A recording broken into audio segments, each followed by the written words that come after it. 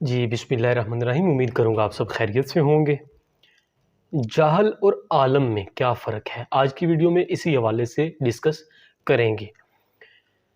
بڑا ایک معمولی سا فرق، کوئی اس حوالے سے شاید میں آپ کو بہت کچھ تو نہ بتا سکوں، لیکن کچھ اپنی آبزرویشن جو مجھے لگتا ہے، جو مجھے سمجھ آیا ہے، وہ میں آپ کے سامنے رکھنا چاہتا ہوں کہ جاہل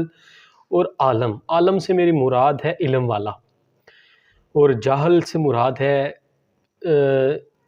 جس کے پاس علم نہیں، جس کے پاس علم کی کمی ہے، سیدھی سی بات ہے۔ اب ان میں فرق کیا ہے؟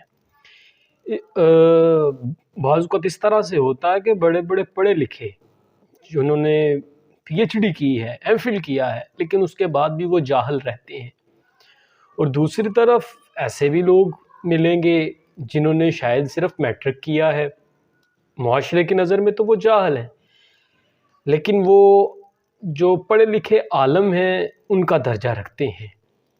کس طرح سے، کیسے؟ ادھر بڑی امپورٹنٹ، بڑی اہم بات یہ ہے کہ بعض اوقات کسی نے ایم فل کر لیا، پی ایچ ڈی کر لی، اب کرنے کے بعد M Phil P H D کرنے کے بعد اس نے سیکھنا چھوڑ دیا، اسے یہ لگا کہ مجھے سب کچھ پتہ ہے، آئی نو ایوری تھنگ، میں سب کچھ جانتا ہوں۔ یہی وہ مقام تھا جہاں اس نے کہا میں سب کچھ جانتا ہوں، اسی منزل، اسی مقام پہ جو کچھ وہ جانتا تھا وہ بھی ختم ہو گیا، اور نہ وہ کبھی مزید جان پائے گا، کیونکہ وہ سب کچھ جانتا ہے، اس کا یہی فیصلہ ہے کہ میں سب کچھ جانتا ہوں، اسے کیا ضرورت پڑی ہے کسی دوسرے سے سیکھنے کی؟ تو وہ اس نے ادھر جاہلوں والی حرکت کر دی، تو وہ پھر ایک جاہلوں کی کیٹیگری میں میرا خیال ہے کہیں نہ کہیں انوالو ہو گیا۔ میرا یہ اوپینین ہے، آپ کی رائے کیا ہے وہ آپ ہی بہتر بتا سکتے ہیں، میری یہ رائے ہے۔ دوسری طرف ایک شخص لوگوں کی نظر میں تو شاید جاہل ہے کہ اس نے میٹرک کیا، انٹر کیا، اسے صرف اوپر سے دیکھ کے اردو انگلش پڑھنی آتی ہے، اس کے علاوہ اسے کچھ نہیں آتا، بٹ وہ ہر دن، ہر لمحہ، ہر سیکنڈ، ہر جگہ اسی تگودوں میں رہتا ہے کہ مجھے کچھ نیا سیکھنا ہے۔ کیوں؟ کیونکہ مجھے تو کچھ پتہ ہی نہیں، مجھے اس لیے کچھ نہ کچھ سیکھنا ہے۔ تو جو شخص خود کی نفی کرتا ہے، جو یہ کہتا ہے کہ مجھے کچھ نہیں پتہ، اسی کا مطلب ہے کہ اسے سب کچھ پتہ ہے، کیونکہ علم کی یہی ڈیفینیشن ہے کہ آپ جتنا زیادہ علم حاصل کرتے جاؤ گے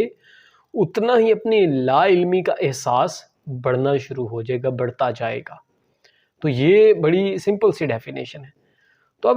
جس شخص کو یہ لگتا ہے کہ میرے پاس علم کا انبار ہے وہ جاہل ہے،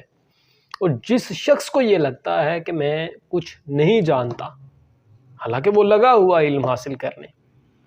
تو وہ عالم ہے۔ بالکل اسی طرح سے آپ جس طرح سے اللہ کے ولی کی زندگی کے بارے میں آپ پڑھتے ہو، سنتے ہو، تو آپ کو پتہ چلتا ہے کہ جو ولی اللہ تھے، جو صحابہ کرام تھے، جو نبی تھے، وہ حالانکہ اللہ تعالیٰ کے خاص بندے تھے، اللہ تعالیٰ کے بڑے برگزیدہ بندے تھے، اس کے باوجود وہ راتوں کو نوافل پڑھتے رہتے تھے، سارا دن، ساری رات روتے رہتے تھے، قبر کو یاد کرتے رہتے تھے، اللہ تعالیٰ سے مغفرت مانگتے رہتے تھے، توبہ استغفار کرتے رہتے تھے۔ حالانکہ لوگوں کی نظر میں وہ 5 وقت کا نماز پڑھنے والے،